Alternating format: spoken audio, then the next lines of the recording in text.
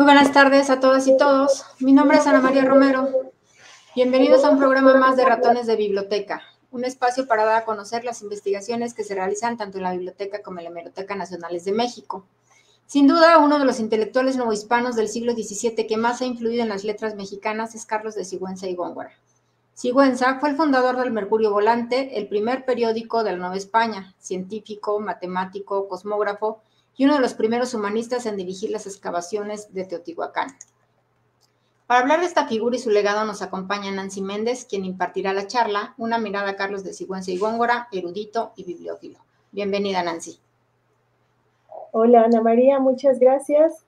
Buenas tardes a todos. Bueno, gracias por haber aceptado la invitación. También gracias al público que nos acompaña. Los invitamos a quedarse con nosotros hasta el final. Interactúen, dejen sus comentarios, ya saben, en la parte de abajo del chat. Y al finalizar la charla, nuestra invitada va a dar respuesta a sus inquietudes o preguntas. Sin más, vamos a comenzar, pero antes me gustaría comentar que Nancy Méndez es doctora en literatura hispánica por el Colegio de México. Sus líneas de investigación se relacionan con la literatura novohispana. Su tesis doctoral versa sobre el análisis de la erudición y el concepto en el teatro de virtudes políticas de Sigüenza y Góngora. Ha publicado artículos científicos y de divulgación, ha colaborado en capítulos de libro y forma parte de varios seminarios de investigación. Actualmente realiza una estancia postdoctoral en el Instituto de Investigaciones Bibliográficas de la UNAM con un proyecto sobre los libros de emblemática que se localizan en el fondo reservado de la Biblioteca Nacional. Bienvenida, Nancy, y adelante. Muchas gracias, Ana María. Pues reitero mis agradecimientos por la invitación. Me da mucho gusto estar aquí como buena ratona de biblioteca. Muchas gracias. A ver si ya se ve la pantalla. Ya se ve. ¿Sí? Sí. Bueno, pues estoy muy emocionada por hablar de uno de mis escritores favoritos, como decía Ana María, don Carlos de Sigüenza y Góngora, un personaje que desde hace casi 400 años ha llamado la atención de historiadores, de bibliógrafos, filólogos, pensadores mexicanos y extranjeros. Se han escrito biografías, libros para niños, incluso se han escrito novelas como El Mercurio Volante de Alberto Chimal y se han hecho películas sobre su vida. Por ejemplo, me refiero al filme dirigido por el cineasta mexicano de origen polaco, Alfredo Hochwitz, titulada Constelaciones. Ayer empecé a verla y sí se la recomiendo. Incluso he encontrado algunos análisis psicológicos de nuestro personaje. Y es que con esta avalancha de interpretaciones, no hay duda de que Sigüenza ha pasado a la historia como uno de los protagonistas del virreinato. Sin embargo, creo que todavía hay muchas cosas más por dilucidar respecto a su obra y sobre todo respecto a su interés cientificista y humanista. Se nota en sus pasos y se nota en sus textos la incansable curiosidad que forjó la figura como la conocemos hoy, ¿no? Y bueno, quisiera comenzar con una nota previa en el contenido de esta charla. Mejor dicho, es un apunte metodológico.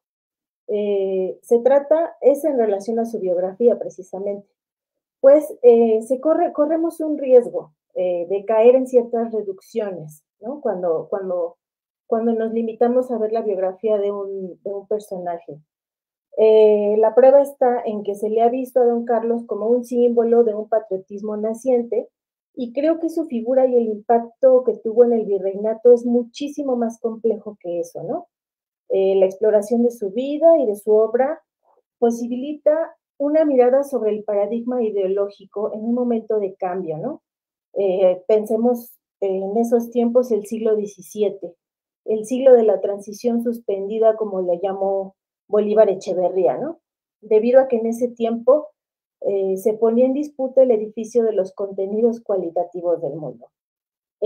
Un tiempo difícil en una ciudad también muy compleja, ¿no? La ciudad letrada, sugerida por Ángel Rama, como él decía, la ciudad bastión, pionera de las fronteras civilizadoras y sede administrativa, ¿no? Esto es muy importante, que fue la que fijó la ciudad barroca. Y bueno, en medio de esta complejidad, en este tiempo y en este espacio disímiles, don Carlos fue un personaje privilegiado en muchos sentidos, ¿no? Y hay que decirlo. Fue favorecido por algunas autoridades virreinales y en ese sentido la configuración de su personalidad va de la mano, como vamos a ver más adelante, con el desarrollo de ciertas instituciones en la Nueva España.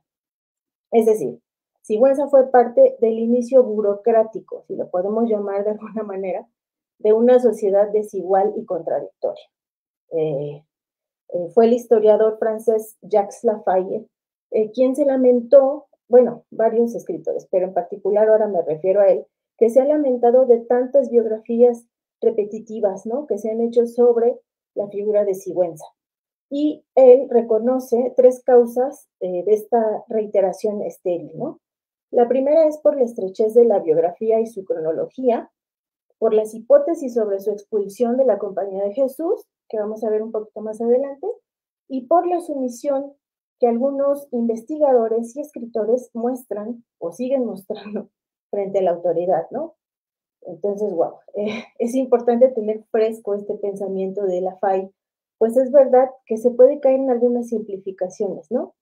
Eh, Otro elemento importante que quisiera aclarar desde ahora es que pareciera que nos quedamos con la figura idealizada, ¿no? Del escritor pobre, una imagen que incluso él mismo fue el que dibujó, se encargó de dibujar, ¿no? En sus textos.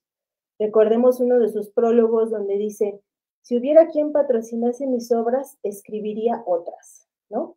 Y esto nos hace pensar que Sigüenza vivía en la miseria y por eso se completa el cliché del escritor talentoso y pobre, ¿no? Cuando la realidad es que a la muerte de su madre heredó algunos bienes y siempre, siempre estuvo muy cerca del ambiente de poder. También es cierto que en aquellos tiempos no era tan sencillo imprimir libros. Como ustedes saben, los costos eran altos y por eso siempre los escritores buscaban patrocinio de mecenas, ¿no? Pero las relaciones o contactos de Sigüenza le dieron mucha ventaja para poder imprimir sus ideas, ¿no? A diferencia de otros poetas de los que tenemos noticia. Es importante saber esto porque de otra manera su genio y su figura se romantiza, ¿no? Y en esa elevación exacerbada se dejan pasar muchísimos detalles que espero presentarles algunos ahora mismo respecto a sus datos biográficos o guiños biográficos, a la construcción de un proyecto intelectual, ¿no? Del polígrafo y espero que nos dé tiempo para ver algunas maravillas de sus obras, ¿no? Y bueno, ¿quién fue Carlos de Sigüenza y Góngora, no? Nuestra historia comienza con un viaje.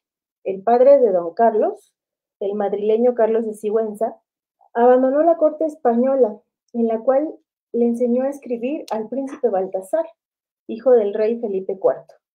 El príncipe murió a los 14 años y probablemente por eso y por la crisis que se vivió en la monarquía hispánica, fue que don Carlos se embarcó en la comitiva del marqués de Villena a la Nueva España, ¿no? En 1640.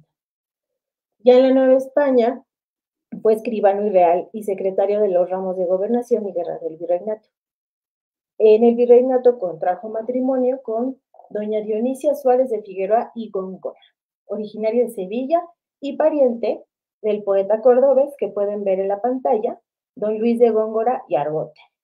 Obviamente, don Carlos, sabedor de la gran fama y del talento del poeta español, tomó el último apellido de la madre con plena conciencia para el reconocimiento de su genealogía, ¿no?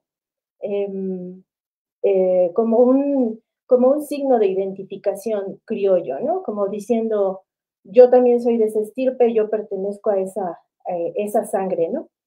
Ahora bien, los padres de Sigüenza tuvieron 9 hijos y él fue el segundo. Nació el 15 de agosto de 1645, ¿no? Hay ciertas conjeturas que hacen pensar que Sigüenza nació en una calle que se le llamaba de la estampa de Jesús María, presumiblemente en lo que hoy conocemos como Fray Servando Teresa de Mier, ¿no? No vivió en abundancia de bienes, pero sí en una posición desahogada, como les decía hace ratito, ¿no? Ahora, ingresó a la orden jesuita a los 15 años, en 1660, ¿no? Dicen los historiadores sin fortuna, pero con precoces dotes intelectuales. Así es que lo recibió el padre Alonso Bonifacio, en ese entonces rector del Colegio Jesuita y escritor de crónicas misionales y hagiografías. Desafortunadamente, 2 años después hizo sus votos simples, no, más bien, 2 años después hizo sus votos simples y desafortunadamente 2 años después fue expulsado de la compañía, ¿no? Y dice, por sus desórdenes y salidas nocturnas, como se lee en una carta dirigida al provincial jesuita. Sobre este tema no saben la cantidad de tinta que ha corrido para poder dilucidar cuál fue el motivo exacto de la expulsión, ¿no? Y creo que es una de las cosas que más se ha explotado en las novelas y en todas estas historias ficticias, ¿no? O biografías que se han escrito de él. Alfredo Chavero, Fernando Ramírez, Antonio de Robles, Eguiara Yeguren, Beristain y Sousa, Mariano Cuevas, entre otros, han escrito sobre este punto. Los motivos van desde rebeldías de juventud hasta alguna orden que le dio su padre, que salía a ver las estrellas de noche, en fin, incluso se cuenta que no fue expulsado, sino separado, ¿no? Ahí una precisión lingüística por el uso de la palabra de expulsar o separar, ¿no? En esa época, pues se entendía diferente, así es que ahí están sobre la mesa todas esas disquisiciones. Yo creo que nunca lo sabremos, ¿no? Lo cierto es que fue un aspecto que marcó su vida y su obra, eso sí. Como se lee en su testamento, Sigüenza le tenía un respeto y veneración muy, muy especiales a la compañía de Jesús, ¿no? A los miembros de la compañía. Y además, otro aspecto interesante es que en su producción se nota la pedagogía jesuita, ¿no? Esto se puede ver, entre otros aspectos, en el uso propagandístico de imágenes, en la intención científica a la que siempre, siempre acudía en cualquiera de sus obras, ¿no? Ahora bien, ya fuera de la compañía estudió matemáticas y teología en la universidad, ¿no? 10 años después murió su amigo, el bachiller, uno de sus amigos, el bachiller Luis Becerra Tanco, y la cátedra de astrología y matemáticas de la Real Universidad quedó libre, ¿no? Así es que, como pasa ahora, pasaba antaño. Así fue como Sigüenza concursó, aunque el proceso se llevó entre pleitos, debido a que todavía no era licenciado ni doctor, que era un requisito indispensable para poder concursar en la cátedra, ¿no? Sin embargo, él arguyó, como siempre lo hacía, que era un experto en el tema, ya que anualmente escribía lunarios, ¿no? Eh, Así que las autoridades lo consideraron y decidieron hacerle un examen en el que debía desarrollar uno de los temas de la obra de Juan Sacrobusco. Al día siguiente presentó la oposición y ganó Sigüenza, ¿no? En cuanto a los lunarios, es una cosa súper interesante que les quería mostrar. Eran estudios en los que se practicaba la astrología judiciaria, que mostraba cuáles eran los efectos de la Tierra y en el ser humano por los movimientos y conjunciones de los cuerpos celestes, ¿no? Los lunarios declaraban virtudes o potencias astrales que afectan al cuerpo humano, las siembras, los negocios, etcétera.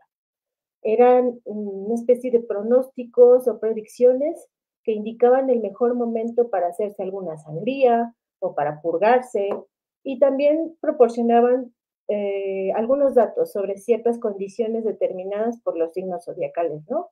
Un poco parecido a lo que vemos actualmente. En la pantalla pueden ver la portada, índice del año, temporal, eclipses y el análisis de cada día de cada mes correspondientes al almanaque que escribió Sigüenza para el año de 1690, ¿no? Estos documentos se encuentran en el ramo de Inquisición del AGN. Y en este punto quiero meter una pequeña digresión para recordar cómo toda esta influencia, la importancia que tuvo el hecho de que Sigüenza estuviera en la cátedra de astronomía, ¿no? Y matemáticas. Recuerden que en 1681 apareció un cometa que alarmó fuertemente a la sociedad novohispana, ¿no? Se decía que iban a venir desventuras, que se iba a acabar el mundo, en fin, toda la sociedad estaba como alarmada con ese tema, ¿no?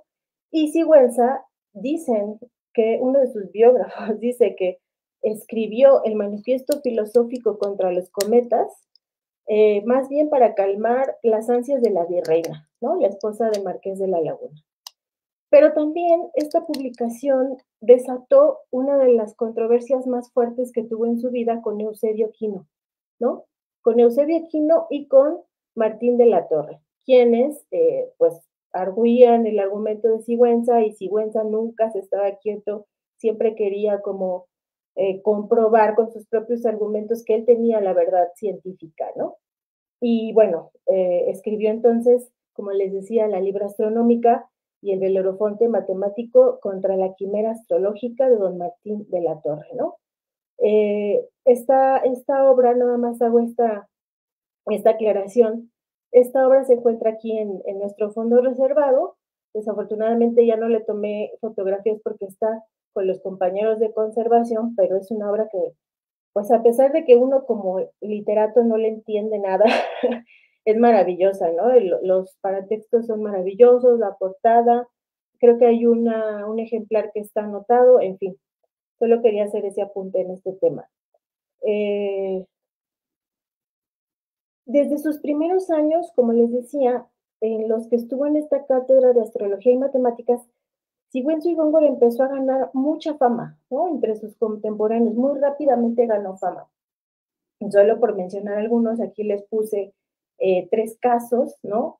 El primero es el renombrado Enrico Martínez, geógrafo, cosmógrafo e impresor, ¿no? De la Nueva España. Entonces, imagínense el poder y bueno, ¿cómo decirlo? La influencia que tenía este señor con los intelectuales de la época, ¿no? También fue autor del Repertorio de los Tiempos, Historia Natural de la Nueva España, que fue impresa por él mismo en 1606, ¿no? Esto fue una obra fundamental para don Carlos, ¿no? Al menos así lo evidencia las varias ocasiones en que es citada. En segundo lugar, la conexión que tuvo con el viajero italiano Gemello Carreri, ¿no? Este fue un personaje que viajó por todas partes del mundo, otra persona pues que contaba con los medios para viajar por todo el mundo en ese entonces, o lo que se conocía como el mundo en ese entonces, y posteriormente escribió su obra que se titula Giro en torno al mundo, ¿no? En 1696, perdón, 99, y en el que se presume hay información extraída del archivo de Sigüenza, ¿no? Recordemos que el viajero vino a la Nueva España, y por supuesto a conocer el territorio, a conocer tierras americanas, pero en específico a conocer a Sigüenza y a conocer los documentos que él tenía. Se hizo muy famoso en ese sentido la biblioteca y la documentación que poseía Sigüenza, ¿no? En tercer lugar, es conocido el acercamiento que tuvo Carlos de Sigüenza y Góngora con el arzobispo Aguiar y Seijas, ¿no? A él, este personaje lo conocemos un poco más por Sor Juana, por la relación que tuvo con Sor Juana, pero en esta ocasión me pareció muy curioso, según el diario de sucesos notables, dice que con una muleta que traía le quebró los anteojos a Sigüenza y lo bañó en sangre, ¿no? Nada más y nada menos le dio un super golpe, ¿no? Y dice esto porque don Carlos quiso hacerle una corrección al arzobispo. Así que con este ejemplo ya sabemos de qué pulgas le picaban al arzobispo, ¿no? Y bueno, por último, no quiero dejar, a pesar de que también es un tema, pues no sé si decir trillado, ¿no? Pero quizás es uno de los temas más misteriosos que hay en torno a la figura de Sigüenza, y se trata de la relación la misteriosa, yo diría, relación que tiene o que tuvo don Carlos con Sor Juana, ¿no? Como saben, se ha especulado mucho, o sea, se ha especulado mucho, se han inventado muchas historias, pero en este momento a mí me gustaría concentrarnos en puntos muy específicos, ¿no? Como ya lo decía Octavio Paz en, en su libro, en su estudio sobre Sor Juana, en Las Trampas de la Fe, los dos tenían habilidades políticas y eso es algo que sí los asimilaba de alguna manera a los dos, ¿no? Cabe destacar cómo lograron codearse con diversas gentes de la sociedad, ¿no? En el caso de Sor Juana, pues la amistad y la admiración que tuvo con la virreina María Luisa Manrique de Lara, y en el caso de Sigüenza, como hemos visto, pues con impresores, con viajeros, con intelectuales, incluso con descendientes de indígenas, ¿no? recuerden, el heredero de Fernando de Alba Iztlizochitl, ¿no? Debido a su amistad con él, a su muerte Sigüenza se hizo cargo de sus documentos y en esos documentos había legajos de códices prehispánicos, ¿no? En los cuales, de los cuales se extrajo información para la hechura de sus propias obras.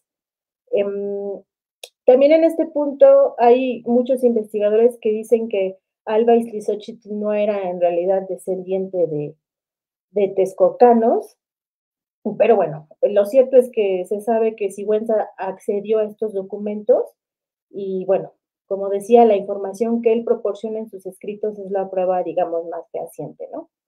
En segundo lugar, los dos, tanto Sor Juana como Sigüenza, eran administradores prudentes, ¿no? Recuerden que Sor Juana, como contadora del convento, duró varios años como contadora del convento de San Jerónimo y don Carlos fue asignado capellán principal del Hospital del Amor de Dios, ¿no? En el cual estuvo pues, por varios años. Y en este punto es algo muy curioso que, además de administrar el hospital, Sigüenza era el encargado del servicio religioso. Aunque no se lo imaginen, don Carlos de Sigüenza y Góngora seguramente oficiaba las misas ahí mismo en el hospital, ¿no? Así es que bueno, ahí tenemos otro dato interesante. En tercer lugar, hubo comunicación entre ellos, como pueden ver en la pantalla, al menos tenemos conciencia, tenemos noticia de este soneto que le dedicó la monja a don Carlos y a su vez este fragmento que incluyó don Carlos en uno de los prólogos del Teatro de Virtudes, ¿no? Y pues bueno, para seguir con esta relación, creo que algo que también nos puede a nosotros hacer compaginar las dos figuras es la afición que tenían por Athanasius Kircher, ¿no?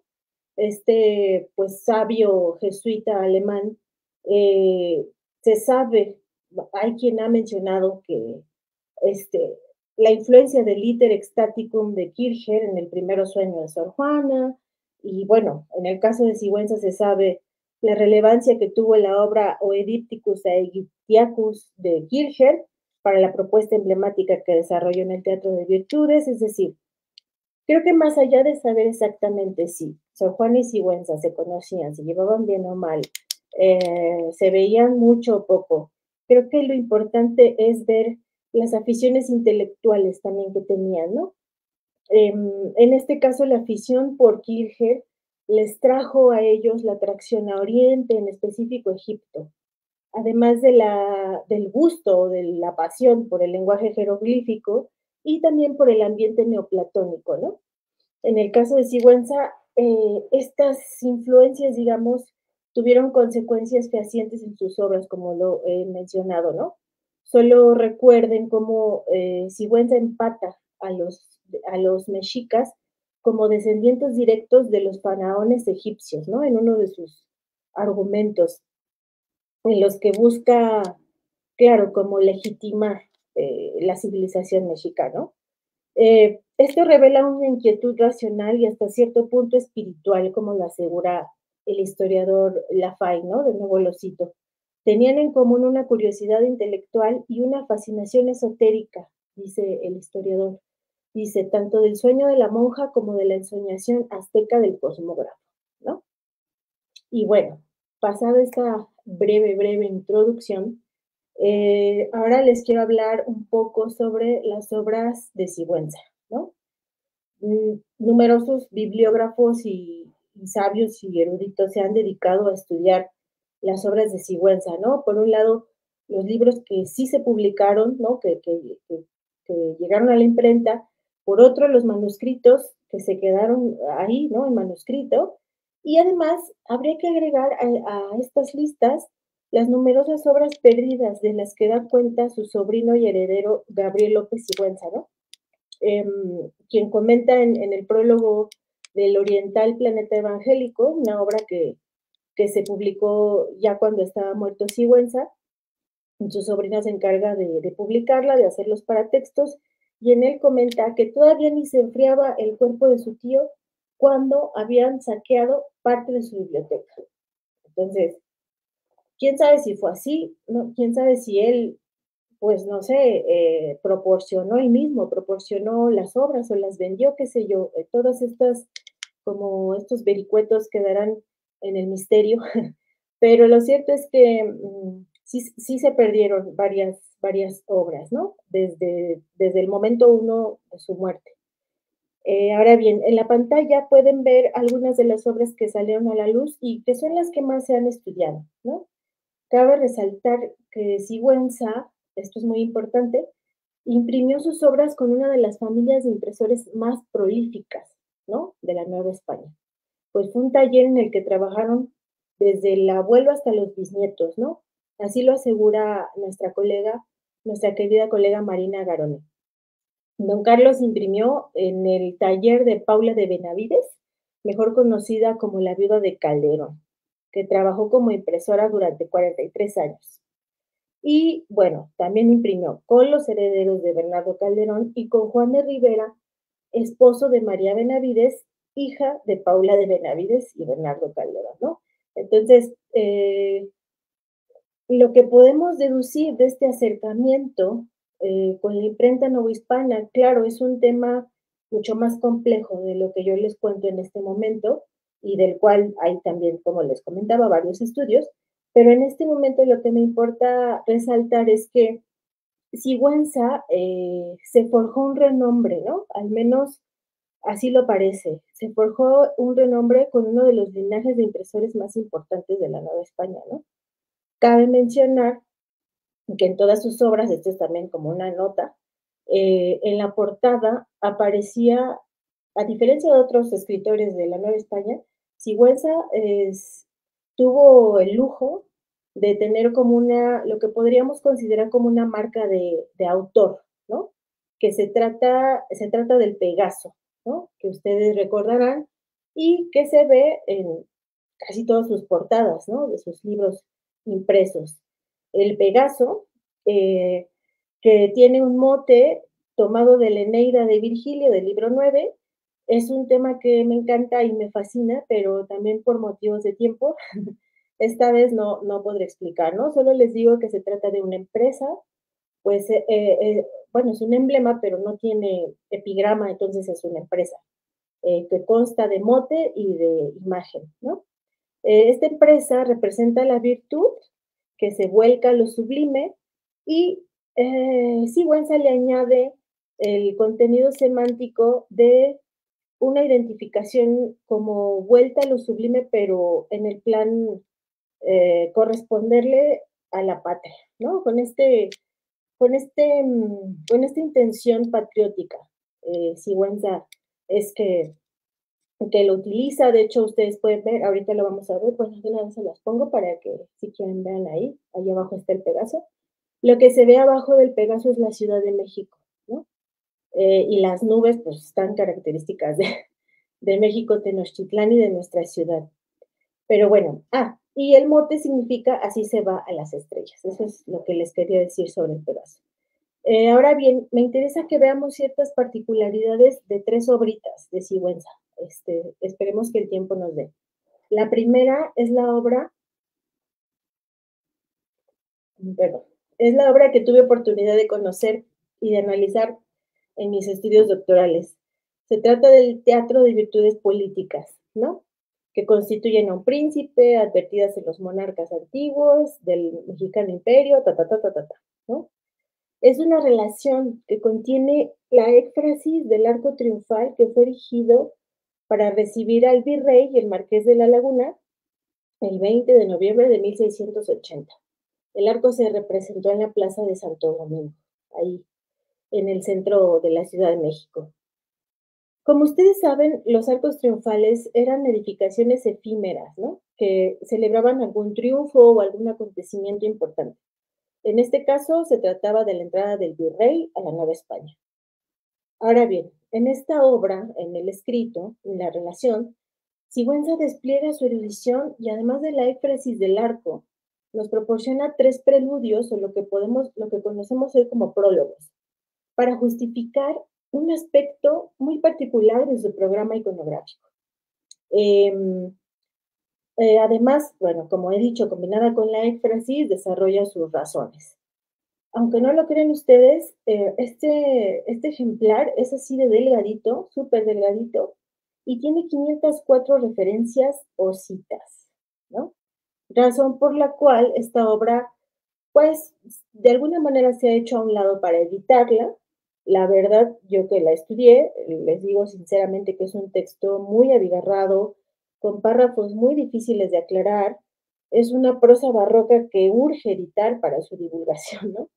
Y para que pueda ser conocida y comprendida.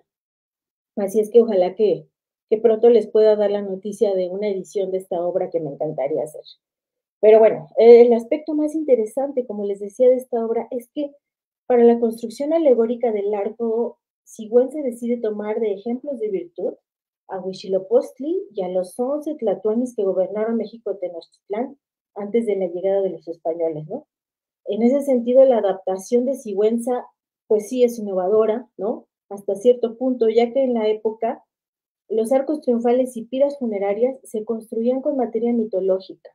Recuérdese brevemente cómo Sor Juana utilizó la figura de Neptuno, ¿no? Para la construcción del arco, dedicado en el mismo año al Marqués de la Laguna y representado en la Catedral de la Ciudad de México. Bueno, ahora la Catedral de la Ciudad de México.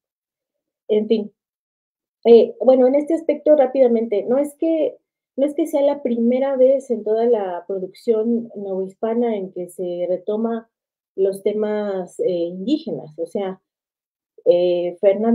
Francisco Cervantes de Salazar en el túmulo imperial ya había sugerido algo, por ejemplo.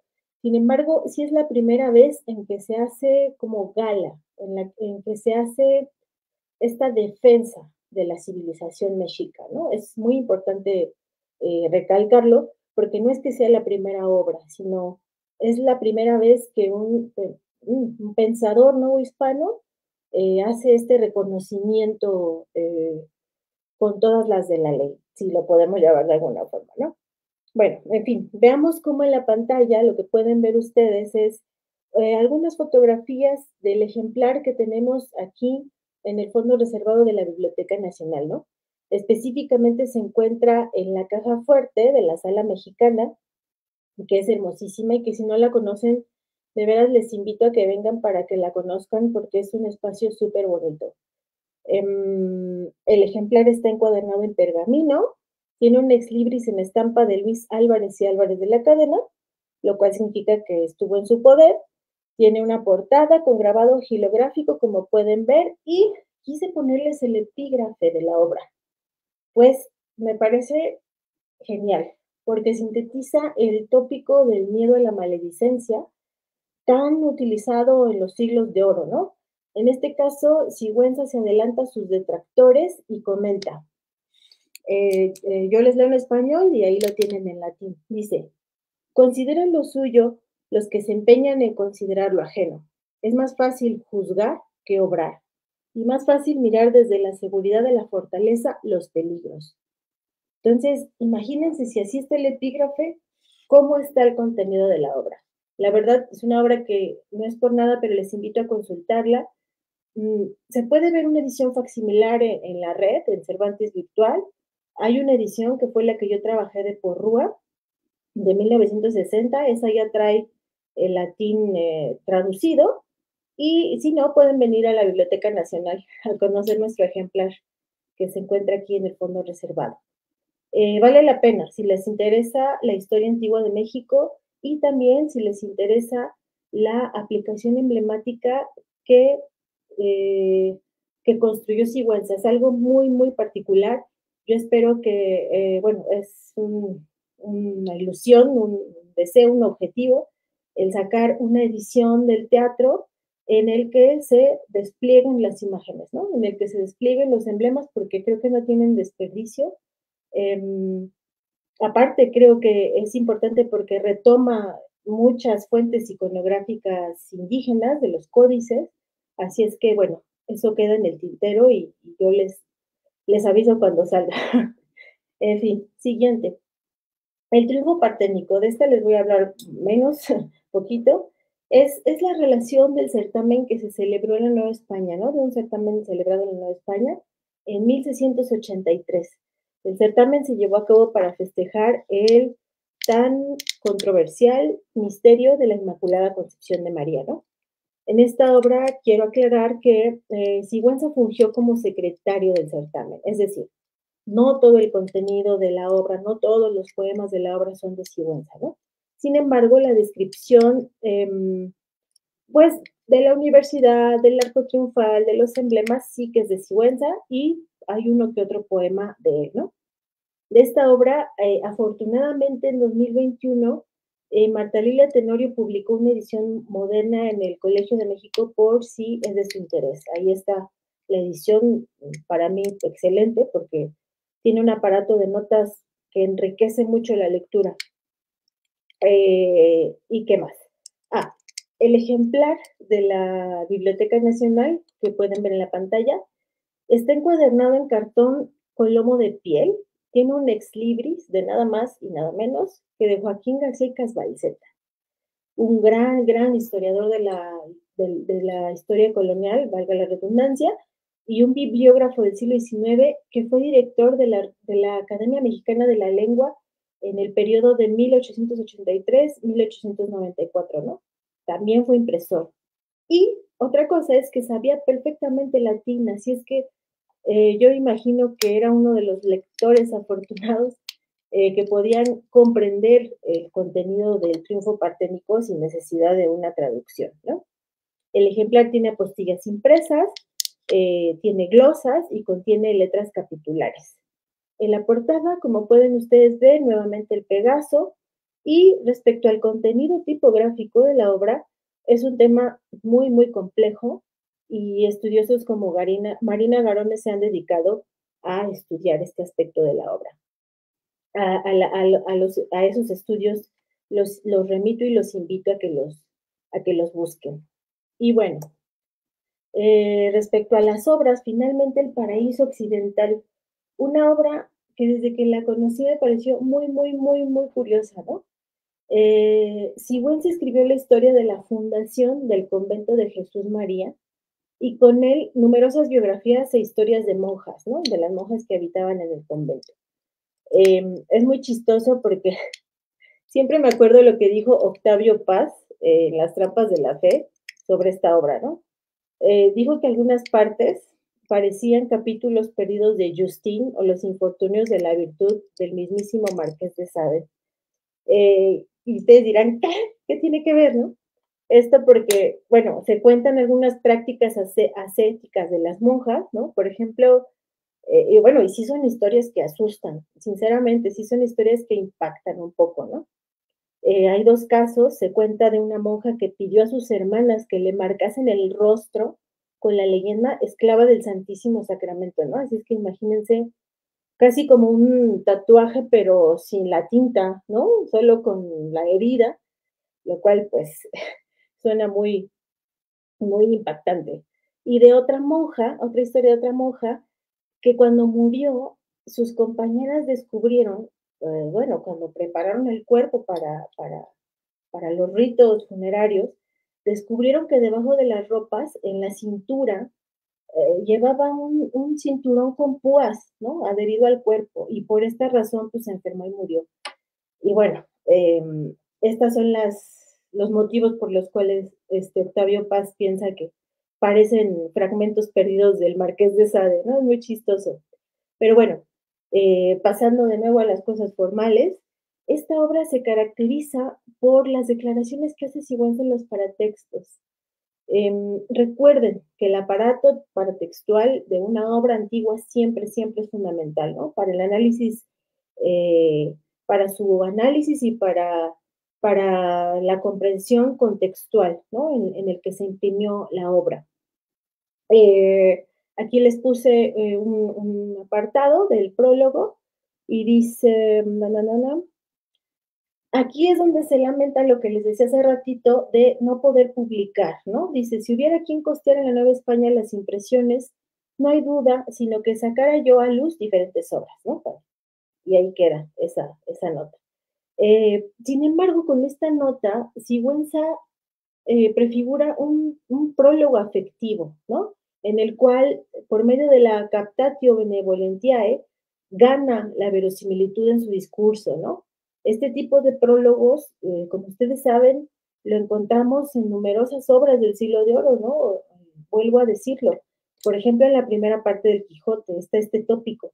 Eh, eh, y que, sin embargo, como les decía hace rato, se ha interpretado con fines biográficos, ¿no? Como idealizando esta figura de Sigüenza que no podía imprimir, ¿no? Nunca y que andaba pobre, pues es un tópico, ¿no? Entonces hay que tener mucho cuidado, hay que tener mucho ojo en la construcción retórica de estos tipos de comentarios, ¿no? Al menos en el caso de Sigüenza, porque siempre tenía una segunda intención, créanme. Pero bueno, a diferencia del teatro de virtudes políticas, también en el segundo cuadrito que les puse ahí, en donde en sus argumentos defiende así a capa y espada la civilización mexica, aquí Sigüenza muestra una aberración a los indígenas de su tiempo, ¿no?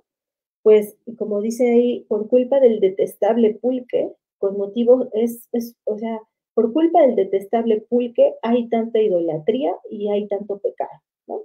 Entonces, bueno, pues ahí dejamos esa nota de esa contradicción, digamos, ideológica de Sigüenza, aunque tiene cierto sentido, porque en el Teatro de Virtudes dicen que elogió a indígenas que ya habían muerto, ¿no? Eso es cierto.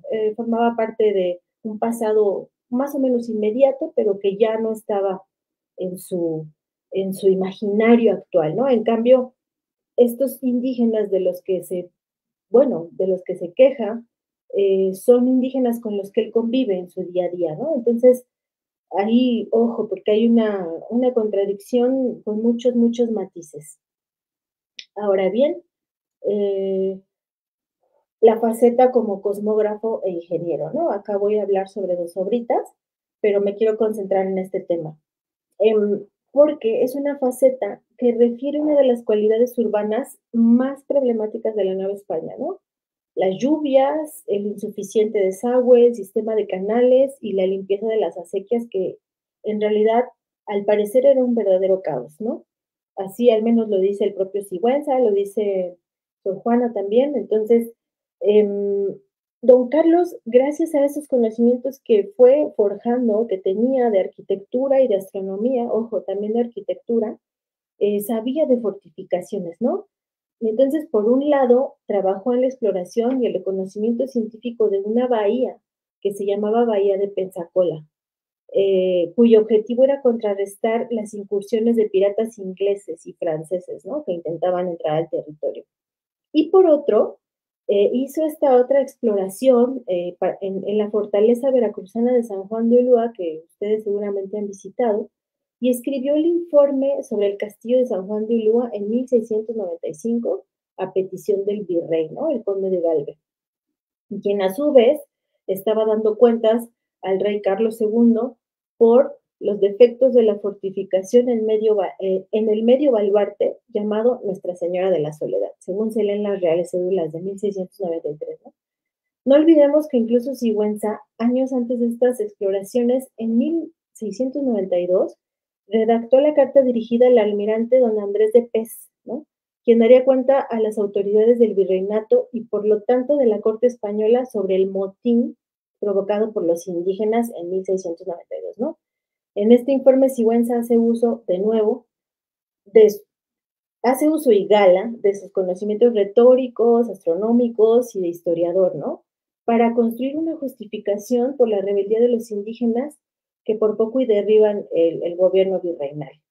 Y así sus argumentos son razones climatológicas, se enfatiza que hubo una lluvia torrencial seguida de otras que provocó la pérdida total de sembradíos, lo cual retrasó la venta y la llegada de masa para las tortillas que se vendían prolijamente en el centro del virreinato y que fue el motivo por el cual los indígenas se alborotaron porque no vendían tortillas, ¿no? Según Sigüenza, aquí también hace uso yo creo de la ficción o no sé, los indígenas motivados por la ebriedad del pulque y porque sospechaban que en el motín una mujer indígena fue ahogada, ¿no? La aplastaron, por eso es que se hizo el tumulto, ¿no? Según Sigüenza. Pero bueno, otro de los acontecimientos, déjenme ver cómo voy de tiempo. Sí, creo que sí. Otro de los acontecimientos que describe Sigüenza en esta carta, y que a mí me encanta, es el incendio del Palacio Virreinal, ¿no? Del cual él mismo acudió entre el San Quintín a salvar los documentos y los libros, ¿no?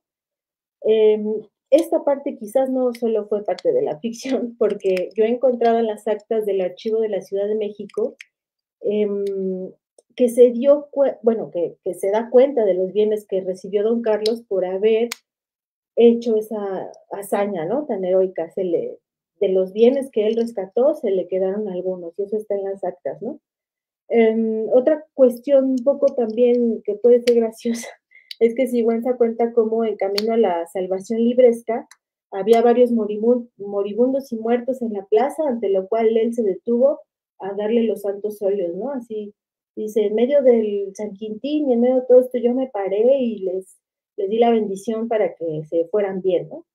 En fin, eh, en esta parte quiero hacer dos notas al pie, ¿no? La primera es que el informe de San Juan de Ulúa y el alboroto y motín, perdón, fueron sacados a la luz por Irving Leonard. En la imagen pueden ver una foto del manuscrito que se encuentra en la biblioteca de Chicago, me parece. Si no me estoy equivocando, sí. Les debo ese dato, lo siento. Y del lado derecho está la publicación que hizo Irving Leonard, ¿no? Esta obra pues no se imprimió, así es que por eso la tenemos de esta forma. Y segunda nota al pie, no olvidar que este tema de piratas, embarcaciones y viajes fue el tema central de lo que muchos estudiosos consideran la primera novela americana o protonovela, ¿no? Titulada Los infortunios de Alonso Ramírez. Entre otras cosas, debido a que la narración está escrita en primera persona y que hay una ficción híbrida, como le llaman, ¿no? Pero bueno, tampoco tiene desperdicio esta obra y creo que es la que más se ha leído y más se ha estudiado, así es que no se la pueden perder tampoco esta novela. Eh, Ahora bien, llegamos a Erudito y Bibliófilo. Eh, Quiero traer a colación después de todo este pasaje el arsenal bibliográfico, ¿no? Y las autoridades citadas por Sigüenza. Por ejemplo, en la Libra Astronómica hay más de 100 autores citados, ¿no? Entre ellos la Biblia, griegos, latinos, medievales, modernos, hispánicos, extranjeros, científicos, hay de todo. Y lo mismo ocurre en el Teatro de Virtudes, ¿no? Que como vimos tiene 504 referencias.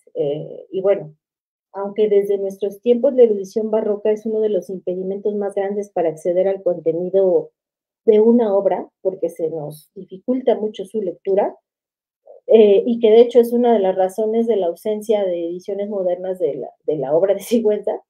En aquellos tiempos, en el siglo XVII, la erudición era un requisito fundamental, ¿no? Para lograr la agudeza y sobre todo para el desarrollo del ingenio de los escritores, que era como una característica que tenían que tener sí o sí para poder publicar, ¿no? Eh, el preceptista Baltasar Gracián, por ejemplo, definió la erudición como denomínase, según algunos, de la oposición contra la rudeza y la ignorancia. Consiste en una universal noticia, perdón, de dichos y hechos, para ilustrar con ellos la materia de que se discurre, la doctrina que se declara, ¿no? Además, bueno, Sagrario López Poza dice que hay dos elementos indispensables para la erudición, la memoria y las fuentes de invención.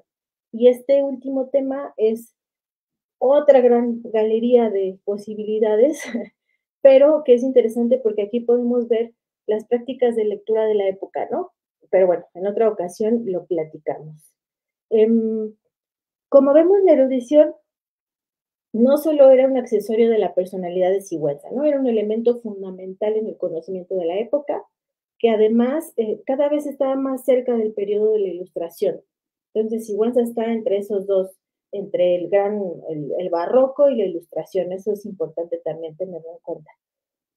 Bueno, otro elemento que alimentó esta erudición fue la biblioteca de Sigüenza, ¿no? Que a pesar De que es un tema fascinante, pues no puedo hablar en este momento de eso, pero les digo que hay varios trabajos al respecto y recientemente se están encontrando ejemplares que pertenecen a Sigüenza y que se conocen porque tienen su firma y el costo del libro, ¿no?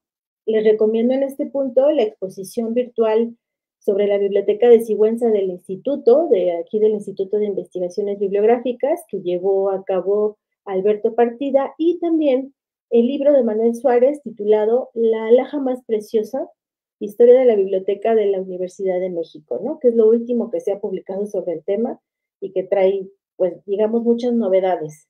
Y bueno, perdón por los comerciales, pero para decirles, ¿no? Que esas son las investigaciones a las que les puedo remitir. Otro punto importante, y ya el último para este punto, es que como lo indicó la investigadora Idalia García, es que en los últimos años de Sigüenza, él presentó una solicitud para poder expurgar y corregir libros, ¿no?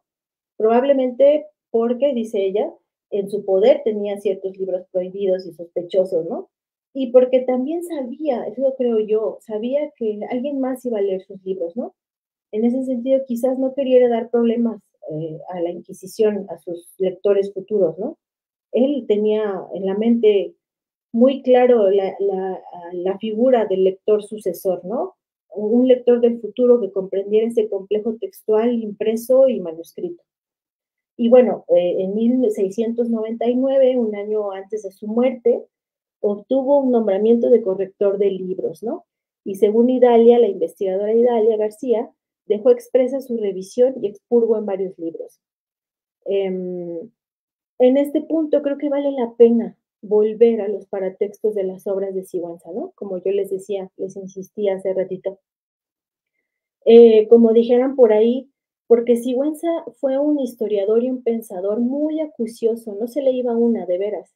Y creo que se cubrió muy bien las espaldas, digo, aparte de las relaciones que tenía eh, con esta gente de la Inquisición, en el texto se cubría muy bien las espaldas, ¿no? No por nada el Teatro de Virtudes tiene 3 prólogos y 3 razones del arco triunfal, ¿no? Entonces, bueno, mucho ojo ahí, creo que ahí es un espacio textual en el que encontramos mucha carnita para analizar ese aspecto de Sigüenza, ¿no?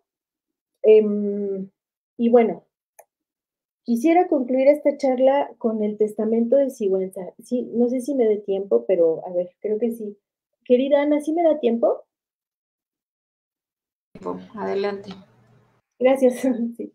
Bueno, no me pude resistir. Quiero leerles algunas de las cláusulas del testamento porque pienso que en ellas se resume esta constante contradicción en la que vivía. Y es más, no como una contradicción meramente, sino como una esfera, como si fuera una esfera de múltiples y cambiantes posibilidades, ¿no? Veamos, se conoce, se sabe que heredó a los miembros de la Compañía de Jesús su biblioteca, ¿no? Aparte, les dejó un cuadro de María Dolorosa con un marco de cedro de La Habana, un pedazo de quijada y en ella una muela de elefante, y dice que se sacó de la obra del desagüe de Huehuetoca, porque creo que es de los que se ahogaron en el tiempo del diluvio, ¿no? Nada más y nada menos. Bueno, en su testamento Sigüenza declara sus deudas y sus deudores, los objetos que no le pertenecían, por ejemplo, el sombrero del arzobispo Aguiar y Seijas, quien le dio la bofetada y le rompió los lentes, encomienda su alma a Dios, deja dinero a sus mandas, a los lugares santos de Jerusalén, manda vestir a sus hermanos y sobrinos, al oratorio de San Felipe Neri le deja también dinero, deja limosna a los pobres de todas las cárceles y a los indios enfermos, ¿no? Y dice, no dándoselos a los alcaldes, sino distribuyéndolos los albaceas, ¿no? Por algo lo decía. Y bueno, a las mujeres privadas de juicio, dice que se hagan 2000 misas después de mi muerte, ¿no? Y otras cientas por el alma de mis familiares. A su enfermera le dejó dinero, 2 sábanas y una colcha de Toluca, ¿no? También deja dicho que se haga una caja para ciertos documentos que se tienen que guardar y otra caja, esto es muy raro, una caja decente para guardar en ella la cabeza de la beata Marina de la Cruz. O sea, yo no entiendo esto, si alguien lo entiende, por favor explíquenme. Y bueno, por asegurar su conciencia dejó el diezmo a la Santa Iglesia por si los mayordomos no pudieron darla, ¿no? Y por último, su cuerpo, que dice, y pues mi cuerpo se ha de volver tierra de que se formó. Pido por amor a Dios que así que fallezca, sea abierto por cirujanos y médicos, los que quisieren, y se reconozca el riñón derecho y su gruetera, la vejiga y disposición de su sustancia, guácala, y el cuello de ella, donde se hallará una piedra grandísima, que es la que me ha de quitar la vida, y lo que especularen se haga público, para que en las curas de otros tengan principios por donde gobernarse, ¿no? Entonces, un personaje que por un lado manda, deja dinero para que se hagan 2000 misas, ¿no? Para la salvación de su alma, pero que al mismo tiempo dona su cuerpo para que se, para que se investigue el mal del riñón que tenía, ¿no? Y bueno, concluyo diciéndoles que Sigüenza, bueno, fue un parteaguas de una línea de investigación histórica, dijera Lafalle, para bien o para mal, ¿no? Para otros personajes que vinieron después de él, por ejemplo, Francisco Clavijero, ¿no? Quien consultó parte de su biblioteca en el Colegio de San Pedro y de San Pablo, Servando Teresa de Mier, un personaje pues, perseguido por sus ideas subversivas, ¿no? Eh, y bueno, finalizo ya, ahora sí les prometo, con una nota del periódico que me encontré ahora en el ensayo bibliográfico de Irving Leonard. Es una nota del periódico, ya no me dio tiempo de ponérselas aquí en la pantalla, pero es de agosto de 1955, ¿no? Firma el historiador hondureño Rafael Eliodoro Valle, nada más y nada menos, ¿no? Que conmemora, perdón, su figura con el siguiente párrafo, ya, les prometo que es lo último. Dice, le veo pasar en sueños entre la niebla colonial de la Ciudad de México, guiado por la lámpara de su sabiduría hacia las casas consistoriales, para rescatar el archivo de la ciudad de una aventura memorable, cuando una muchedumbre de rebeldes estaba alborotada en contra del virrey. Le veo también inclinado sobre su escritorio, haciendo dibujos o tomando notas astronómicas, o diciéndole algo por escrito a Sor Juana. Escriba imperturbable, enamorado como pocos de su tiempo, de los papeles comidos por la polilla o cubiertos por el polvo secular. Su actividad de hombre de trabajo, que no dejaba de pasar un día sin escribir una línea, quedó condensada en varios libros que son algunos joyas para los bibliófilos y para todos. Documentos profundamente humanos en los que consta el temblor de su pasión por la sabiduría, que muy pocos pueden emularle en México. Y pues bueno, muchísimas, muchísimas gracias por este espacio y por mi parte sería todo. Al contrario, muchas gracias a la doctora Nancy Méndez por haber impartido la charla. Carlos de Sigüenza y Góngora, erudito barroco y bibliófilo novohispano. De verdad que creo que ahora entendemos por qué la doctora Nancy Méndez está subyugada por esta figura y por qué hizo su tesis, ¿no? Aparte, pues es un hombre, o fue un hombre muy inquieto, ¿verdad? Muy, muy inquieto y además de polémico.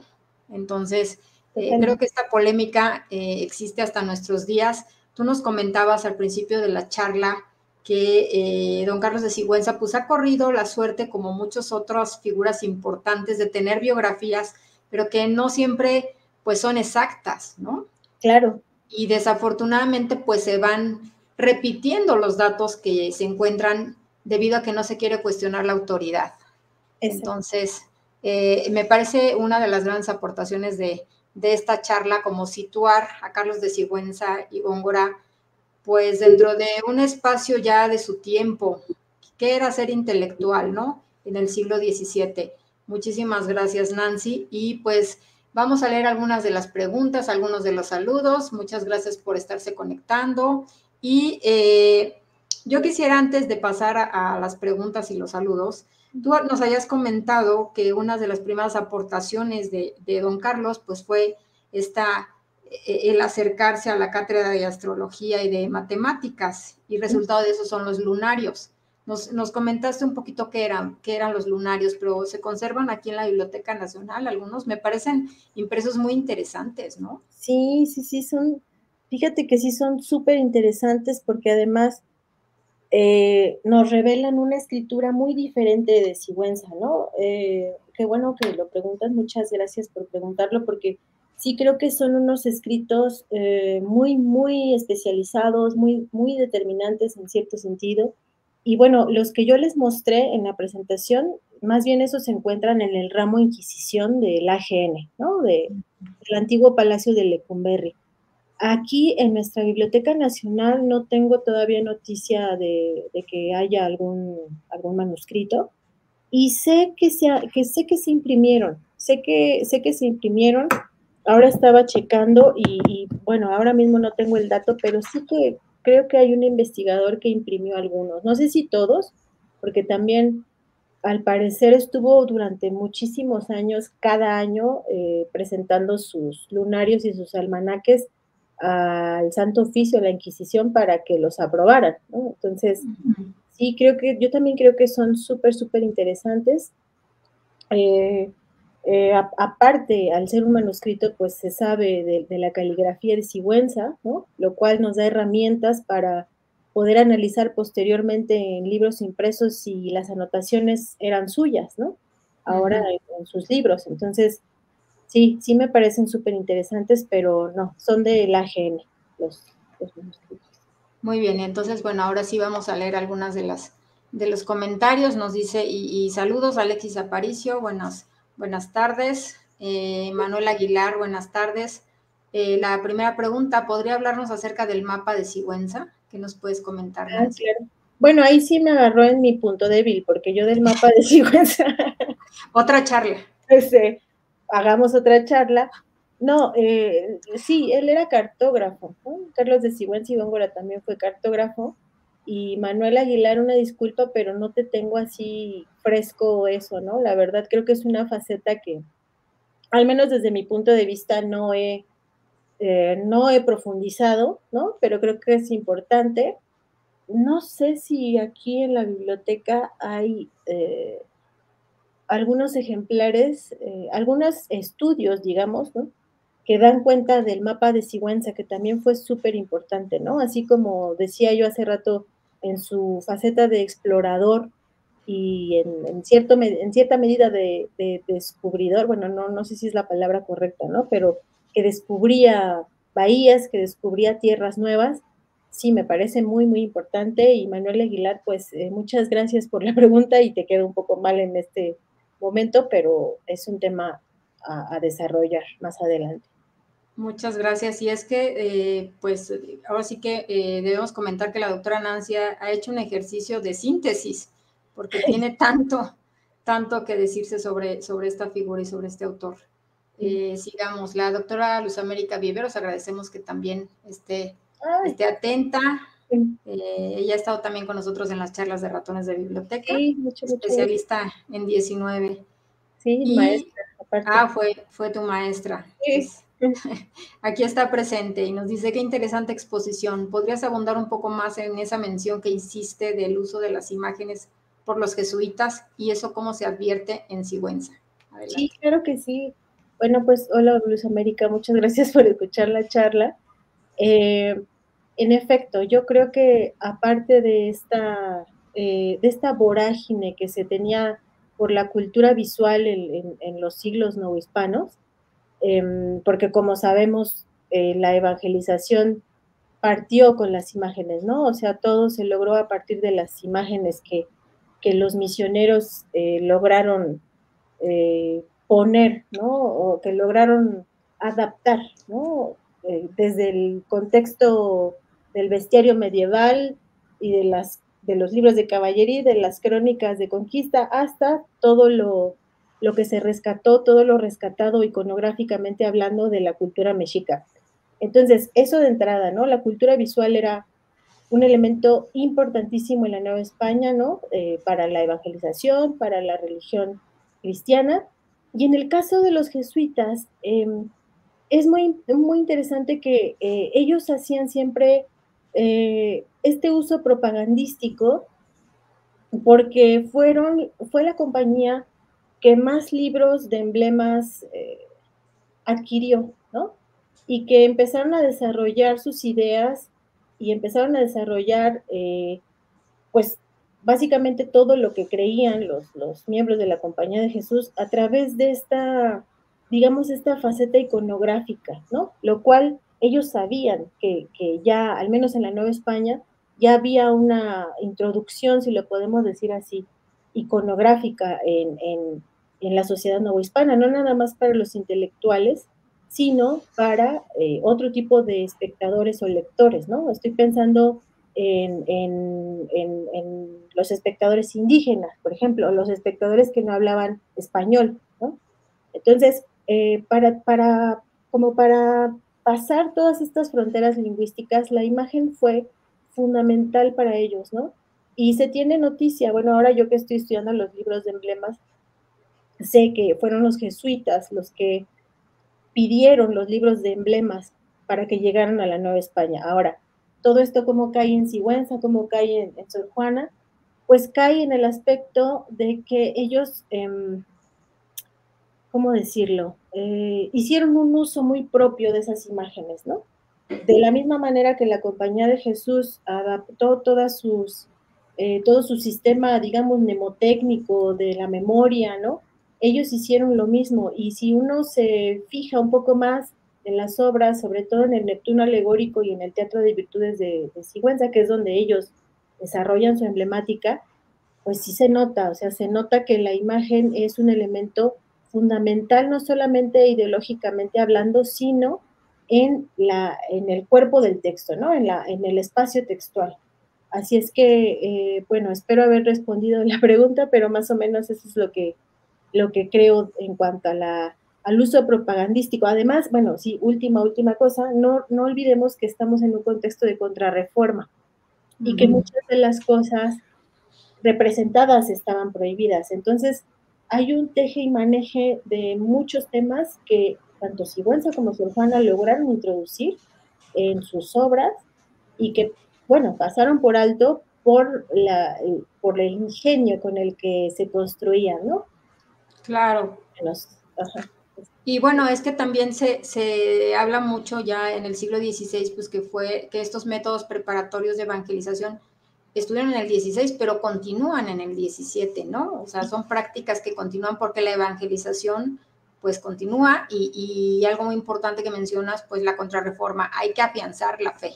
Claro. ¿Y cómo se afianza? Pues con imágenes.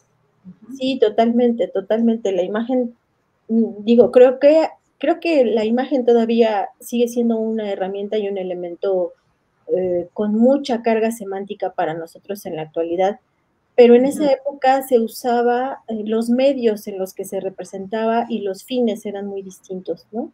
Entonces tienes toda la razón, o sea, el periodo de evangelización y lo que muchos llaman Octavio Paz le dice transplantación, ¿no? Bueno, no sé si es el mejor término, pero los siglos, los años venideros o posteriores a la evangelización se siguió explotando la imagen y bueno, la prueba está en estas obras en las que se hace uso y gala de la aplicación emblemática, ¿no? Y hablando justamente de emblemas, mencionabas que esta marca de autor, el Pegaso, era la marca de Góngora, pero ¿era común para un autor usar emblemas o no? ¿Y por qué el Pegaso? Sí, yo creo, digo, a reserva de que no lo sepa hasta ahora, pero no era común en autores. De hecho, estas marcas eran marcas más bien de impresores, ¿no? Yo les mostraba cuando les hablé de las conexiones intelectuales de Sigüenza, les mostraba, por ejemplo, la marca de impresor de Enrico De Martínez. Enrico Martínez, ajá. Es ¿cómo se llama? Un flamingo que tiene una pata arriba y la otra está pisando un cráneo, ¿no? O sea, era más común en los impresores, según yo. Sin embargo, yo creo que Sigüenza llegó a tener tanto, digamos, tanta influencia en sus contemporáneos y llegó a tener tanta fama y tanto renombre que los impresores no tuvieron empacho en decir, sí, ponemos tu empresa, ¿no? O sea, la ponemos y era un rasgo distintivo y de hecho fue una de las cosas que a mí más me llamaron la atención cuando comencé a estudiar a Sigüenza, ¿no? Al ver las portadas. De hecho, hay un Pegaso que es diferente al que yo les presenté. Y bueno, ahora mismo no les puedo adelantar mucho, pero lo vamos a hablar después con algunos colegas la próxima semana. Y sí, el Pegaso es, de entrada, está la justificación astronómica, ¿no? Primero, Sigüenza usa una justificación astronómica del Pegaso porque usa el repertorio de los tiempos de Enrico Martínez, que dice que la constelación que en ese momento cae en la Nueva España, en ese momento es la constelación de Pegaso, ¿no? Entonces, primero tiene esa justificación astronómica. Luego toma esta, digamos, esta historia mitológica que dice que cuando Medusa le cortaron la cabeza, de la sangre nació el Pegaso, ¿no? Y él toma el epígrafe que él toma, que dice Sic itur ad astra, ¿no?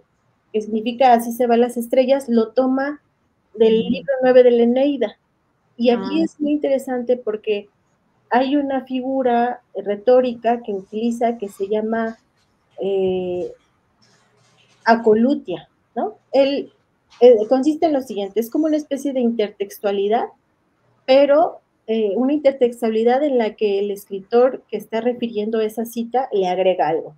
Entonces, Sigüenza toma ese pasaje de la Eneida porque es un pasaje en el que se narran muchas batallas sangrientas, ¿no? Y está uno de los personajes, ya va a ganar y quiere rematar al otro, y de las crines de Apolo, dice Virgilio, baja, de las crines del cielo baja Apolo y le dice a este contrincante, no más guerras, ¿no? O sea, ya ganaste, no más guerras. Y ese contenido semántico es el que toma Sigüenza, emulando de alguna manera esta generación suya, ¿no? Que ya son novohispanos que, si bien reconocen, bueno, no sé si lo llamaban en ese momento genocidio, pero reconocen que fue algo sangriento, ¿no? La conquista militar de la Nueva España, ellos se identifican como parte de la monarquía hispánica, ¿no? Entonces, en ese sentido, Sigüenza, uno de los temas que desarrolla mucho Sigüenza es el tema de la concordia, el tema de la paz, ¿no? El Teatro de Virtudes, de hecho, es un manual pacífico para el virrey. Entonces, por eso les decía hace ratito que el Pegaso abajo lo que tiene es la Ciudad de México y las nubes, ¿no? Y pues eso más o menos es lo que... Muy bien, vamos a seguir con algunos saludos y Osvaldo Barrera nos dice buenas tardes, gracias por compartir el conocimiento. Gracias por vernos. El doctor Max Domínguez, muy interesante, gracias por compartir tus análisis con nosotros, Nancy. Saludos, Max. La doctora Marina Garone, que ha sido muy mencionada por ser una de las especialistas en tipografía. Yo digo del 17, 16, 18, 19 y 20 y hasta 21. Sí. Nos dice la doctora, felicidades Nancy por tu exposición. Es una alegría tenerte como colega en el IIB y tener tan hermosas conversaciones académicas contigo. Igual. Gracias por tus aportes al conocimiento de nuestro patrimonio bibliográfico mexicano. Abrazos para ti y para todos los postdoctorantes de nuestro Instituto de Investigaciones Bibliográficas de la UNAM. Muchos abrazos, gracias. Sí, recordemos que la doctora Nancy está haciendo una estancia postdoctoral con nosotros. Y también vamos a leer algunos comentarios de la doctora Marina antes de pasar a la siguiente pregunta. Nos dice, Sigüenza hizo la biografía de Marina. ¿Qué nos puedes decir al respecto? Ay, no tenía conocimiento. La verdad, no tenía conocimiento. Y dice eso. A ver, su texto está en el Paraíso Occidental. Lo tenemos digitalizado. Consulten la obra, que es preciosa. Pues vamos a acudir a ella. Gracias por el data. Ay, mire, nos dice también, el mapa lo ha estudiado Elías Trabulce, pero bienvenidos los interesados en el estudio de la cartografía novohispana a través de nuestro infinito acervo. Claro que sí, bienvenidos, sí hay que revisar a Elías Trabulce. Ah, y ya nos dejó hasta la referencia completa, pues aquí está para la persona que preguntaba. Aquí lo puedes consultar, se va a quedar en el chat y bueno, se va a quedar en el programa, ¿no? Y el ave de Enrico es una grulla, no flamingo. Una grulla. Ah, lo habitual para la autorrepresentación de autores es el retrato, más no los animales. Ahora bien, esto podría permitir algunas reflexiones sobre la selección entre la autorrepresentación simbólica o gráfica referencial. El uso de animales para explicar una serie de aspectos simbólicos se retrotrae a las fábulas. ¿Qué nos puedes comentar? Gracias. Claro, gracias por la aclaración, Marina, muchas gracias. Sí, muchas gracias a la doctora Garone. Y pues vamos a otra pregunta de Dorothy J. de Alba Martínez. Ella nos dice, buenas tardes, ¿es posible que la mención a la doctrina de copernicanos en la Libra haya tenido su origen en la lectura de Revolutionibus, que se conserva en Puebla, o no? Pues me fascina la pregunta, pero no tengo tampoco una respuesta en este momento, ¿eh? La verdad es que Libra Astronómica es un ejemplar, una obra que yo he estudiado los paratextos, pero el contenido, pues la verdad, para ser sincera, no. Así es que espero no decepcionarlos porque estoy diciendo a todas las preguntas que no, pero bueno, es evidente que hay muchísimos temas todavía por desarrollar, ¿no? De Sigüenza y pues sí. Dorothy, muchas gracias. Me anoto esta pregunta, la doctrina de los copernicanos en la Libra. Ok. Muchas gracias. Pues vamos a continuar con algunas de las preguntas y hablabas del teatro de virtudes políticas, que me llama mucho la atención cómo Sigüenza hace un arco triunfal, pero sobre temas indígenas, ¿no? Exaltando la cultura indígena prehispánica. ¿Qué nos puedes decir de esto? ¿Causó o no causó controversia? Pues yo creo que sí causó controversia, sobre todo porque el hecho de que haya representado no nada más a los tlatoanis mexicas, sino al dios tribal Huitzilopochtli, ¿no? Que algunos lo consideran como, lo puso como el Moisés o como el Eneas mexicano a Huitzilopochtli. Yo creo que sí causó, quizás en los más doctos, puedo decirlo, cierto interés, ¿no? ¿Por qué?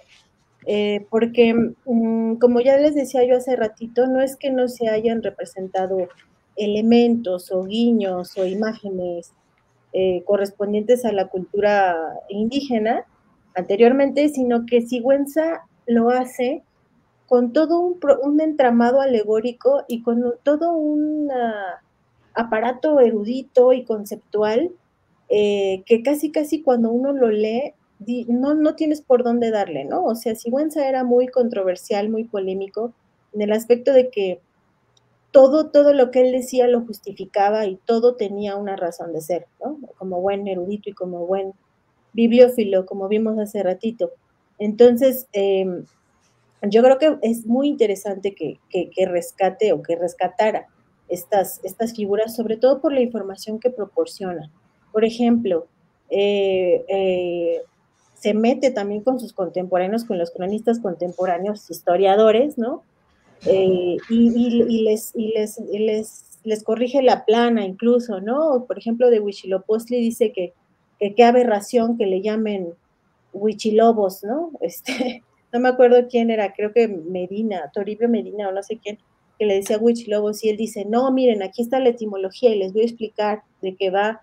Y aparte, otro de los elementos que a mí me impactan es que defiende o justifica el concepto de religión, de culto mexica, diciendo que es un culto, o sea, que no está mal, que no son supersticiones, que no son idolatrías, sino que es un culto, ¿no?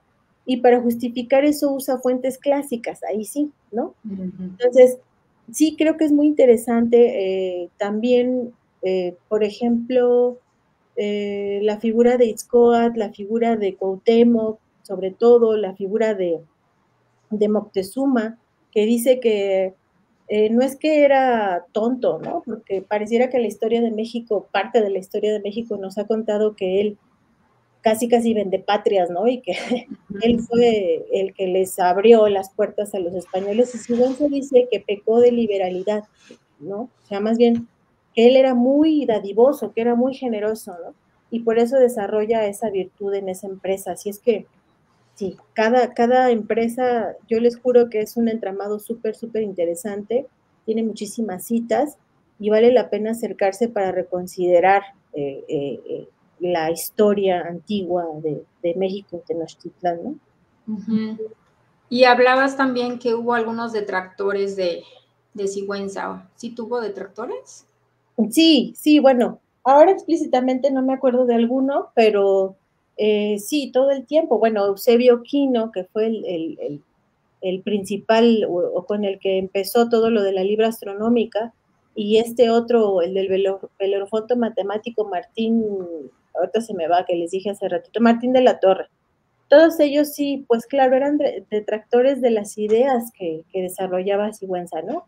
Yo creo que en cuanto a su personalidad, pues ahí sí está difícil saberlo. Eh, También es cierto que, como yo les decía, pues es un tópico que los escritores desde del siglo de oro, desde antaño, utilizaron siempre para poder ensalzarse ellos mismos, ¿no? Para poder ensalzar las ideas, dicen, mis enemigos, ay, mis enemigos, ¿no?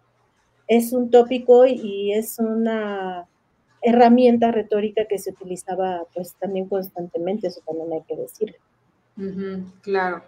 Y bueno, has mencionado varias veces la obra de Octavio Paz, ¿no? Las trampas de la fe. Yo quisiera preguntarte qué opinión tienes sobre esta obra, que en su momento también fue muy polémica. Sí, pues yo creo que sí, creo que es una buena obra. O sea, creo que la figura de Paz, no sé por qué vamos a acabar hablando de eso, pero la figura de Paz, por supuesto que su figura, su personalidad, su persona ha sido menos querida por todas las historias que se conocieron con Elena y que, pues, como mujeres, obviamente que nos llega y que nos duele, ¿no? Y que no es algo que vamos a pasar desapercibido. Sin embargo, Las trampas de la fe me parece una buena obra. Yo no sé, el momento en el que escribió esa obra Paz, a lo mejor no tenía tantas herramientas bibliográficas como las que tenemos ahora, ¿no? Hay ciertos puntos que sí me parecen fundamentales, ¿no? Como esta concepción espiritual casi del barroco, ¿no? Del periodo barroco. Es decir, que los escritores novohispanos, tanto Sor Juana como Sigüenza, a pesar de que una monja y otro clérigo, ¿no? Que rezaban, que tenían obviamente todo este bagaje, digamos, de fe, también estaban en este otro, digamos, nivel intelectual que tiene que ver con las ideas, con el acercamiento a Dios a través de la perfección del ingenio, si lo podemos llamar de alguna manera. Yo creo que ese es un punto como crucial en el estudio de Paz y también rescato eso, ¿no? Que también él nunca pone a Sigüenza y tampoco a Sor Juana como los grandes inalcanzables, como a lo mejor en la cultura popular se ha visto, ¿no? Entonces, pues creo que es un buen estudio, yo sí todavía lo recomiendo, también con sus asegúnes, y ahora sí que también depende desde qué perspectiva se lea esa obra, ¿no?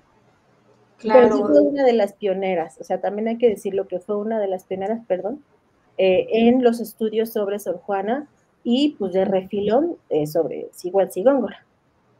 claro. Y bueno, yo la verdad sí rescato mucho la introducción, una magnífica introducción que tiene Sí, hacia la sociedad novohispana. Me encanta el estudio introductorio, es un gran ensayo, bueno, desde mi punto de vista, por supuesto. sí, Y sí, nos dice, sí, nos dice Dorothy de Alba, nos dice sobre las trampas de la fe. Es uh-huh. esclarecedor el capítulo de Antonio Latorre en el En el volumen volumen, conmemorativo a sí, Galileo del Colegio Nacional. sí, muchas gracias por recordar al maestro de la Torre, claro que sí. Claro que sí. Bueno, pues sigamos con Sigüenza. Entonces, es que él, como pueden ustedes ver, Ana María y queridos espectadores, Sigüenza es como un cosito que explota y acabamos hablando de muchas cosas, porque así es el tema, digamos. sí, no, sí tiene mucho, pero sí quisiera yo, ya para ir cerrando, Claro que sí. ¿cuál sería para ti este legado, el legado de este intelectual, de este gran intelectual mexicano? Ya nos comentabas un poco de Clavijero y de todos los que vinieron, pero es vigente en el siglo XXI. ¿Cuál sería su legado para ti más importante?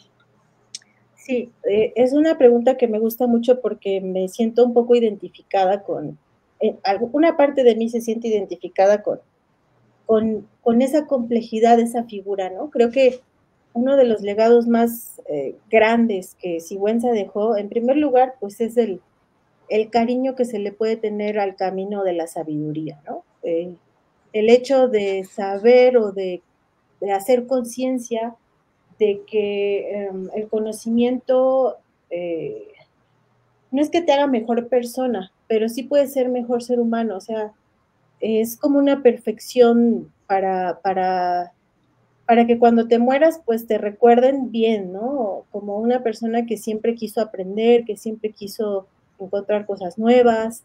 Yo creo que es una lección para nosotros como investigadores, como académicos del siglo XXI, en el aspecto de que pues nunca se deja de aprender, ¿no?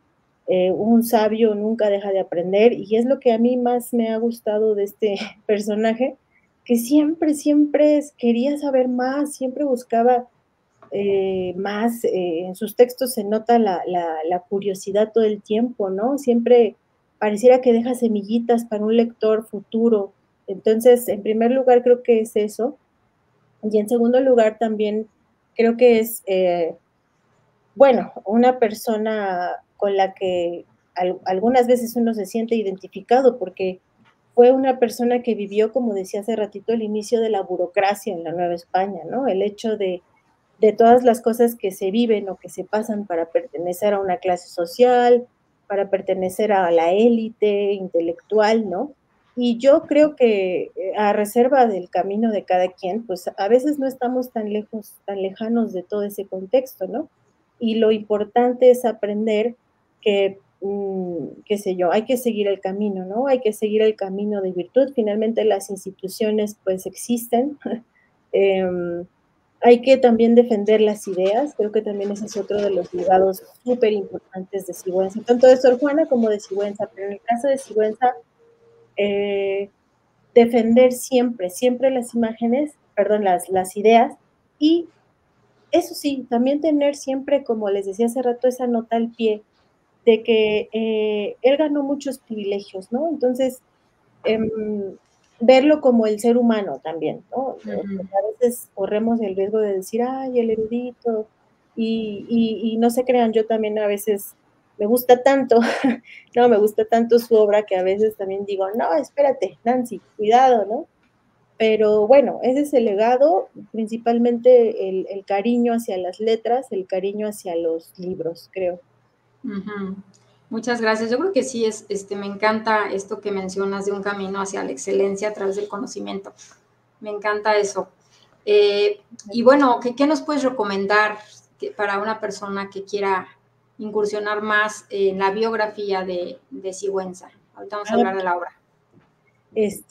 Yo lo que les recomiendo, hay una biografía muy buena de Francisco Pérez Salazar. Mm. Imprimió, me parece, en 1929. Otro comercial, perdón, pero pues la tenemos aquí en nuestra colección. La pueden encontrar en Nautilo, en el catálogo Nautilo. Por un lado esa. ¿Qué otra biografía? Los estudios de Irving Leonard, que son Mm. fundamentales, porque de hecho él fue el que empezó a decir, creo que fue en 1932 que dijo, todavía no se hace una biografía buena en Sigüenza, ¿no? En ese Ujú. momento, pero él rescató muchos documentos y sí, les refiero a eso. También Javier Rojas Garcidueñas, que es el que hace la edición de obras históricas, que reúne varios de las obras de Sigüenza. ¿Quién más se me ocurre ahorita? Espero que, es que sí, la memoria ahorita ya no. Pues hay mucho. Hay muchísimo. Para los que quieran incursionar, ¿no? Sí, yo les decía hace ratito que incluso hay una película que empecé a ver, que si quieren, pues también luego les puedo pasar el link porque sí se ve en línea. Es una película de un cineasta mexicano, pero de origen polaco. Ayer la empecé a ver y la verdad me gustó bastante. Les decía también que hay algunas novelas que se han escrito sobre él. Digo, ahí también ya hay que tener reservas, ¿no? Si es novela, si es una biografía. Es que se me está yendo una muy importante, pero ahorita mismo ya no me acuerdo. En fin, pero hay mucho. Hay mucha literatura. Y aparte, afortunadamente, hay muchas cosas al alcance. Entonces, eso es importante. Pues ya saben ustedes, si quieren aprender un poquito más sobre este personaje. Y finalmente, háblanos un poquito de esta actividad que tendremos, esta actividad académica que estás organizando para la próxima semana. Claro que sí. Pues miren, aprovechando el espacio, quiero invitarlos muy amablemente a un evento que se va a llevar a cabo la semana que viene. También hablando de su natalicio, se va a llevar a cabo el 15 de agosto. Va a ser un conversatorio. Se trata de un conversatorio cuyo objetivo fundamental es traer a cuento estos temas, ¿no? Todos estos temas, como vimos, que salen de pronto a la luz, que a lo mejor se nos quedan en el tintero. Vamos a tener el honor de contar con investigadores que han trabajado a Sigüenza de manera profunda, ¿no? Les cuento rápidamente ahorita de lo que me acuerdo. Marina Garone, la doctora Marina Garone nos va a hablar sobre la edición tipográfica del Triunfo Parténico y sobre el Pegaso, que es lo que les decía hace ratito. Va a estar también la profesora Rocío Olivares de la Facultad de Filosofía y Letras. Ella nos va a hablar sobre los preludios del Teatro de Virtudes. Va a estar Manuel Suárez, nuestro colega también de aquí del instituto, hablándonos, por cierto, de unas primicias, de algunas cosas que ha encontrado, algunos libros que pertenecían a la biblioteca de Sigüenza y que tienen que ver con la astronomía, por cierto. También vamos a tener a Loret, a la doctora Loret, que nos va a hablar de la presencia transversal de Sigüenza en Eguiara y Eguren, de la cual, como ustedes saben, pues ella es experta. También va a estar con nosotros Jorge Gutiérrez Reina, que nos va a hablar de los dos arcos, ¿no? Del de Sor Juana y del de Carlos de Sigüenza y Góngora, y también nos va a dar algunas notas y algunas primicias sobre esta empresa del Pegaso. Una colega también de acá, Felicitas González, nos va a hablar de Piedad Heroica, una obra que pues es poco conocida, parece que es poco conocida, y nos va a hablar sobre la figura de Hernán Cortés, ¿no? Y la hagiografía, casi hagiografía que hace Sigüenza sobre él.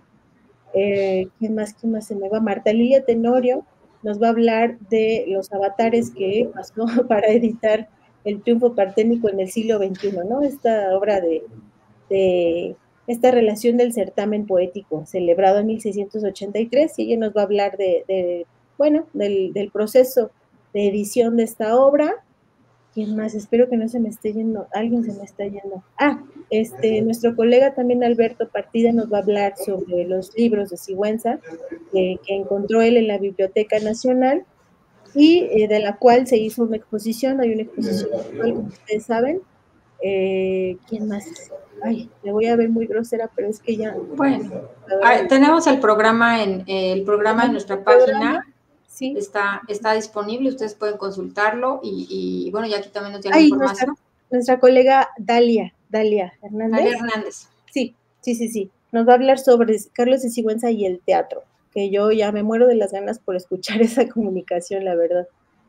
Pues ya saben ustedes, esta actividad es presencial, pueden acudir ustedes a la Biblioteca Nacional, estamos ubicados en el Centro Cultural Universitario, Ciudad de México, contamos con estacionamiento, martes 15 de agosto de 11 a 16:30 horas. Muchas gracias, Nancy, por organizar este conversatorio. Nos recordaba la doctora Marina Garone que también resaltar el trabajo que realiza el Seminario de Cultura Literaria Hispana de nuestro instituto sobre Sigüenza.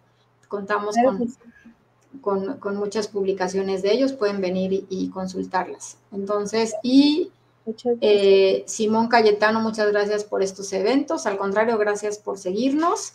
Ojalá que nos puedan acompañar.